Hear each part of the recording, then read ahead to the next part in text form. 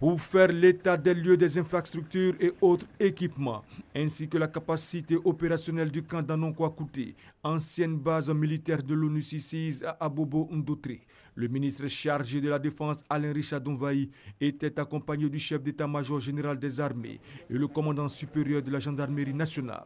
Au menu, une présentation de ce site qui abrite le premier bataillon pilote projetable par le lieutenant-colonel Denis Kofi, commandant du 10 bataillon, qui a pour vocation de servir à un déploiement sur des théâtres d'opérations extérieures de maintien de la paix.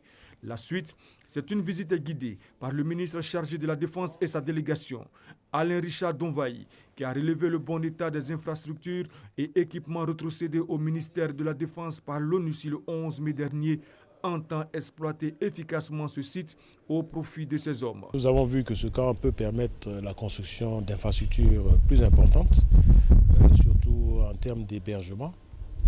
Nous avons une base logistique ici qui va nous permettre d'établir des magasins centraux qui vont permettre de servir toutes les régions, les 4 régions donc, militaires.